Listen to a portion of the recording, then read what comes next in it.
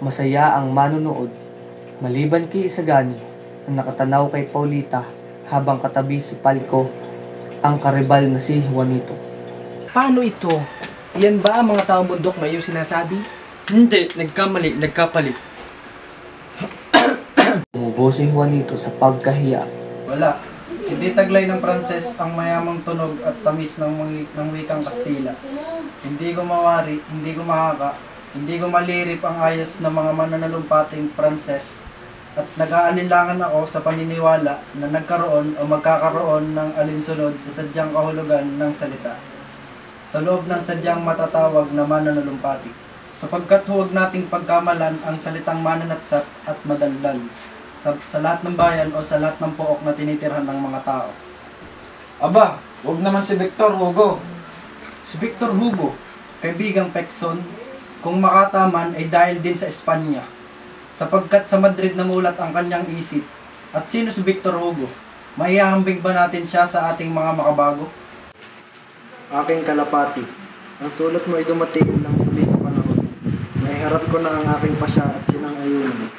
Ngayon man, para ko ring nahulaan ng iyong iniisip, sapagkat nilutas ko ang asumpo, alinsunod sa ibig mangyari ng iyong mga ipinagtatanggol. Paparoon ako sa teatro at hihintayin kita sa paglabas. Ang maamong munting kalapati. Nadama ng kawalang pag-asa ang mga estudyante sa balita. Kay buti ng taong iyan. At upang makinat tayo'y kasali sa pamamahala sa akademya, ay iniatang sa ating paniningil, mga abuloy at nahulog.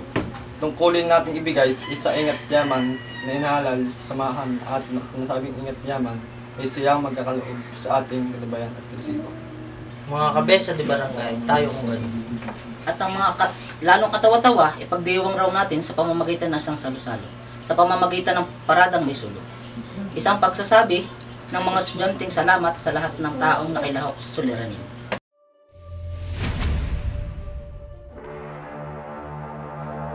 Hindi pumunta sa teatro si Basilio. Nanatili siya sa bahay ni Kapitan Tiago upang alagaan ang malubhang kalagayan nito.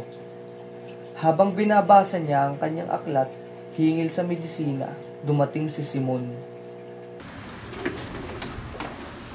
Kamusta ang may sakit? Ang buong katawan ay nakalata ng lasong apyan. Bukas o makalawa ay maaaring mamatay. Isang sulak ng kalooban ay maaaring makamatay sa kanya.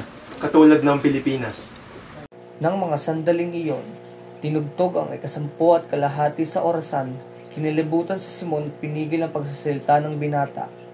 Sa loob ng isang araw, magsisimula na ang himagsikan sa pamamagitan ng hudyat ko. Bukas ay wala ng aral-aral at universidad. Wala na makikita kundi patayan. Ako'y nahanda na at natitiyak ang aking tagumpay. Kapag kami nagtagumpay, lahat ng taong hindi tumulong sa amin, bagaman ay may kakayang dumamay, ay tuturing namin kaaway. Basilio, ako'y naparito upang ihandog sa iyo ang dalawang bagay. Iyong kamatayan o ang iyong kinabukasan. Ang aking kamatayan o kinabukasan? Sa pamahalaan ka ba o sa amin? Sa mga sumisiil sa iyo o sa iyong bayan? Magpasya ka at hinihingi ng panahon. Naparito ako upang iligtas ka, alang-alang sa mga nag-uugnay sa atin. Sa piling ng mga maniniil o sa aking bayan? Ano ang dapat kong gawin? Isang bagay na napakadali. Sa dahilang pamamahalaan ko ang kilusan ay hindi ko maiiwan. Ang alinmang labanan, samantalang ang kaguluhan sa iba't ibang pook o syudad. Pamunuan mo ang isang pangkat. Gibain niyo ang pintuan ng Santa Clara at kunin mo ang room ng isang tao. Naliban sa akin ay kay Kapitan Tiago. Ay ikaw lamang ang nakakakilala, hindi ka malalagay sa panganib. Si Maria Clara. Si Maria Clara. Ibig ko siyang iligtas, kaya ako'y bumalik. At inibig kong mabuhay. Hinangad ko ang himagsikan, sapagkat ang himagsikan lamang ang makakapagbukas sa akin ng mga pinto ng kombento. Ay, huli na kayo. Huling-huli na. At bakit? Namatay na si Maria Clara. Hindi totoo. Buhay pa si Maria Clara. Narapat na mabuhay si Maria Clara. Iya'y duwag na padadahilan. Hindi siya mamamatay at ngayon gabi ay ililigtas ko siya. O bukas ay patay ka. May ilang araw dinapuan siya ng sakit. At ako'y laging dumadalaw sa kumbento upang makibalita. Tingnan ninyo. Narito ang liham ni Padre Salve kay Padre Irene. Si Kapitan Tiago ay magdamag na umiiyak. hinahagkan at humihingi ng tawad sa larangan ng kanyang anak, hanggang sa humantong sa labis na paghitit ng apyan. Kaninang hapon po'y tinutugtog ang agunyas para sa kanya. Patay na hindi ko man lamang nakita. Namatay na hindi man lamang. Ako'y nabubuhay ng dahil sa kanya. Namatay na, nagtitiis. Pagkawika nito, pumanaog si Simon sa hagdan, narinig ang timitimping sigaw kaya't ang binatay tumindig sa kinakaupuan na namumutlat nanginginig, ngunit narinig ang yabag papalayo at ang pinto sa ibaba ay bumalagbag sa pagkakasara.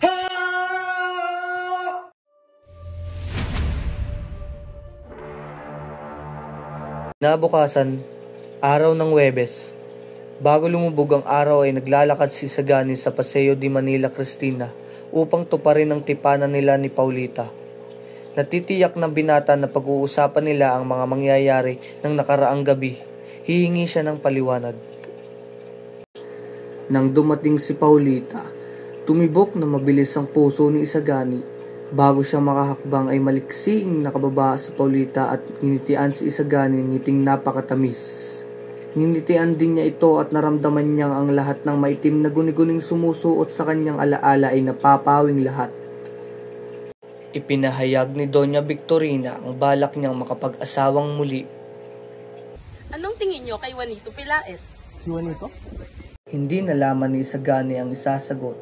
Gusto niyang sabihin ang lahat ng kasamaan laban kay Pilaes, ngunit ang pagiging maginoo ang nanaig sa kanya. Pawang papuri ang kanyang sinabi. Lubos na nasiyahan si Doña Victorina. Nang mabigyang ng panahong makapag-usap si Isagani at Paulita, naliwanagan sila sa mga naganap sa teatro. Ipinaliwanag ni Paulita na pinilit siyang pumasok ng kanyang tiya sa hangad na magkita sila ni Isagani sa teatro ay sumama. Ang aking ale ay umiibig sa kanya. Kapwa sila natawa pagkat ang pagpapakasal ni Pilaes kay Doña Victorina ay kinatuwa nilang mabuti at halos nakikita na nila ang mangyayari. Sa kanilang pag-uusap, binanggit ni Sagani ang tungkol sa mayamang kalikasan ng kanyang bayan. Ngunit nang narinig ni Paulita na upang makarating sa bayan ni Sagani ay kailangan magdaan muna sa mga bundok na maraming maliliit na linta at isipin lamang ito'y kinikilig ang duwag na dalaga. Dahil sa ayaw mapagod at dahil sa laki sa layaw, ay sinabing hindi siya maaaring maglakbay kung hindi sasakay sa sasakyan o tren. Hindi magtatagal at ang buong kapuluan ay magkakaroon ng daambakan. Sa ganito'y mabubuksan sa lahat ang mga sulok ng kapuluan. Kung magkakagayon nga sana, ngunit kailan pa, kapag ako'y matanda na? Aba, hindi mo mababatid ang maaaring magawa sa loob ng ilang taon. Ang buhay at sigla kung magigising ang bayad matapos ang daan-daan taong pagkakahimbing. Nililingap tayo ng Espanya. Ang kabinataan natin nasa Madrid ay gumagawa gabit araw at tinuukol sa bayan ang kanilang katalinuhan. Ang kanilang kabuhayan ang kanilang makakaya. Ang pagkatalong tinamo namin ay patunay sa mga huling hingalo. Bukas ay magiging mamayan na tayo ng Pilipinas at ang kapalaran ay magiging matagumpay. Ang kalakalan, ang industriya, ang pagsasaka, ang karunungan ay malilinang. Pangarap, at kung wala kayong mapapala. Pakinggan mo, Paulita. Kapag wala kaming napala, ay titigan mo akong muli. At maligaya akong mamamatay upang pagmamalaki ay sumilay sa iyong mga mata. At masami balang araw. Habang tinuturo ang aking bangkay, aking minamahal ay namatay sa pagtatanggol sa karapatan ng aking bayan. Orsan ng pag-uwi at ininiyahan si Sagani na sumama sa sasakyan. Sa dahilang ang karawahi ay kay Paulita, kaya sa likuran umupo sila Doña Victorina at Juanito. Sa isang bangkito naman ang magsing irog. Ito'y isang panaginip na hindi inaasahan ni Sagani. Ang lahat ay tila pangarap kay Sagani, kaya't nang dumating sila sa Plaza de Santa Cruz, kinakailangan pang sabihan siyang nakarating na sila.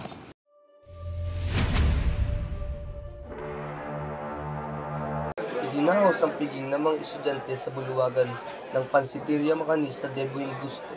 14 na binata ang nagtipon-tipon upang ipagdiwang ang piging na hinumungkahin ni Padre Erne alang-alang sa kapasyahang iginawad ukol sa usapin pagtuturo ng wikang Kastila. Binayaran nila lahat ng mesa at nagpadagdag ng mga ilaw. Napagkatuwaan ng mga estudyante ang mga hinaing ulam. Ang sopas ay napakasarap. Anong tawag dito? Pasit lang, alibang pasit chilo upang maiba naman sa isang luto rito. Putris, isang pangalang mahirap tandaan. Sa karangalan ni Don Custodio, binibigyan ko ng pangalang Panukalang Sopas. Napagkatawan din ng iba pang ulam. Ang lumpiang Chino yung hinandog kay Padre Irene, ngunit tanggalin daw muna ang ilong ng Padre. Inaalay naman ng praile ang tortang alimango na tinatawag na tortang praile. Ang pansit pisado naman ay pinatungkol sa bayan ng pamahalaan dahil lahat daw na nakikinabang dito ngunit minamasama pa. Napag-usapan din ng mga artistang babae sa operetang Princess na ang mahiwagang pagkakasakit ni Simon pinatasang magtalumpati si Tadeo. Ang binata ay nag-iisip habang sinisipsip ang mahabang sotanghon hanggang sa maalaala ang talumpating natutuhan sa klase. Mga kapatid ko sa panukala, hayop! Bitawan mo ang sipit, kumakalawit sa aking buhok. alang-alang sa inyong anyayang, malamnan ang puwang na iniwan sa Manggagaya, ang talumpating yan ay talumpati sa ating Pangulong Luceo. Si Pekson ay nagsalita rin sa harap ng mga estudyante. Kung ang bitokang busog ay nagpupuri sa Diyos, ang bitokang gutom ay nagpupuri naman sa praile. E pahintulot ninyo, mga kapatid, na sa isang sandali maging Maginoo, walakad-lakad ako upang magtanggol sa mga nasalanta. Bravo! Makinig, mga kapatid, lumingon sa panahon ng inyong kamusmusan. Alamin ang kasalukuyan, tanungin ang hinaharap. Ano ang mayroon? Mga praile at praile. Sila ay may bagong mananakop at tunay na kahalili sa ating tagapagligtas. Gumagawa ng paraan upang alisin ang inyong sala. Minaman tayo. Nakita ko ang tawa ni Padre Sibilia. Nasilip nilang lumabas sa pinto ng pansiteria ang isang batang palingalinga at sumakay iyon sa karwahe ni Simon. Ang alipin ng mga vice recto sa amo ng mga general.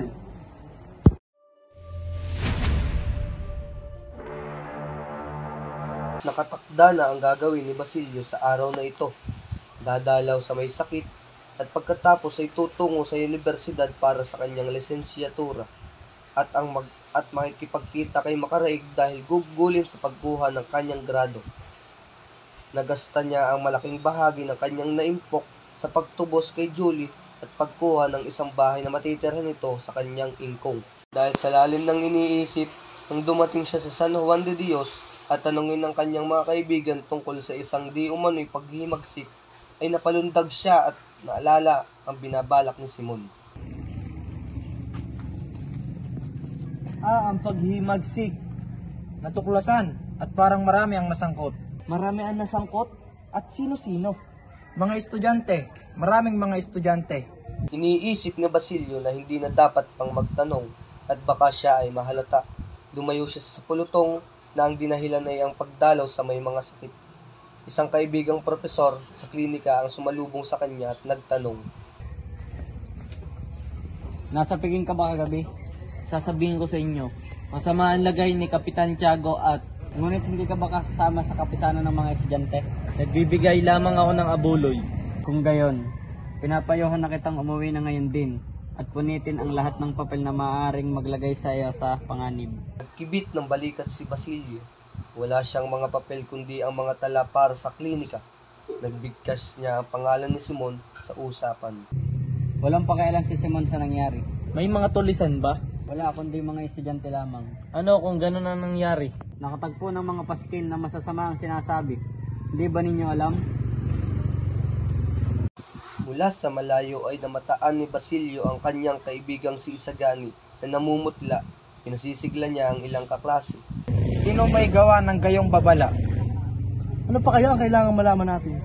Hindi tayo ang dapat magsiyasat. Bahala sila. Doon sa may panganib, doon tayo pumaroon sapagkat naroon ng karangalan. Kung sinasabi ng mga paskin ay kaisa nating karangalan at damdamin, sino man ang sumulat ng mga iyo'y nararapat natin pasalamatan. Tumungo si Basilio sa bahay ni Makaraig. Matapos siyang paghintayin ng mga gwardiya sibil, pumanahog si Makaraig na masayang nakikipag-usap sa kabong pinangungunahan ng isang alguwasil. Bakit? Pati ba ikaw, Basilio? Naparito ako upang kausapin ka. Marangal na asal. Noong mga araw na payapa ay lumalayo ka sa amin. Itinanong ng kabo ang pangalan ni Basilio at tiningnan ang listahan. Huwag kang mag-alala, kaibigan. Sumakay ka sa karawahe at isasalaysay ko sa iyo ang mga nangyari sa hapunan ng gabi.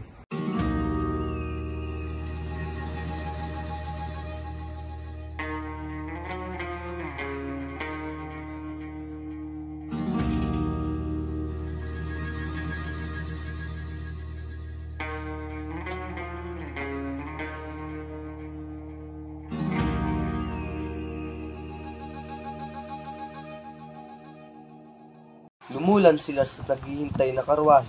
Sinabi ni Basilio ang dahilan ng pagtungo sa bahay ni Makaraig. Hindi siya hinayaang matapos ni Makaraig at pinamayan. Maasahan mo, kaibigan. Sa araw na iyong pagtatapos, iaanyayahan natin ang mga ginoong ito. Ang kabo at ang mga opisyal na dumakip sa kanila ang tinutukoy ni Makaraig. It's a prank! Kung ang bitukang busog ay nagpupuri sa Diyos, ang bitukang gutom ay nagpupuri. Ang aming kinabukasan. Makinig, mga kapatid. Lumingon sa panahon ng inyong kabususan. Alamin sa kalusuko.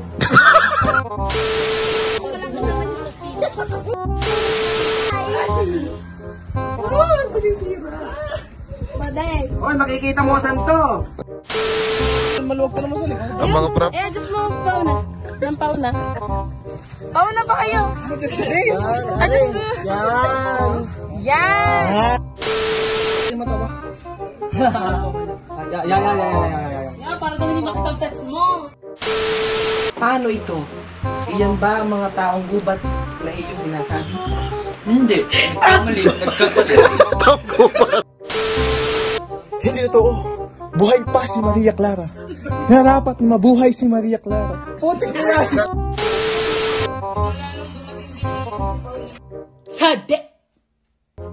Oh my God, what is that? Oh my God! What is that?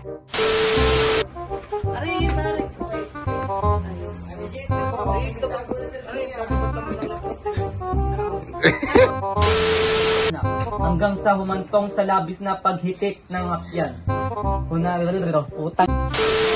5, 6, 7, 8, 9, 10, 11, 12,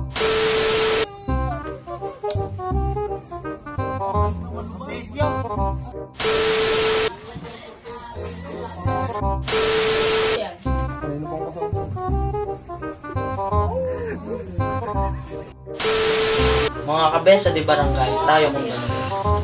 At ang lalong katawa-tawa, ipagdiwang raw mo. Mga kabesa di barangay, tayo kung gano'n. At ang lalong katawa-tawa, ipagdiwang raw natin ang isa pa. Mga kabesa di barangay, tayo kung gano'n. At ang lalong katawa-tawa, ipagdiwang raw natin sa pamamagitan ng... Mga kabesa di barangay, tayo kung gano'n. At ang lalong katawa-tawa, ipagdiwang raw natin sa pamamagitan ng isang salusalo. Sa pamamagitan... Mga kaba...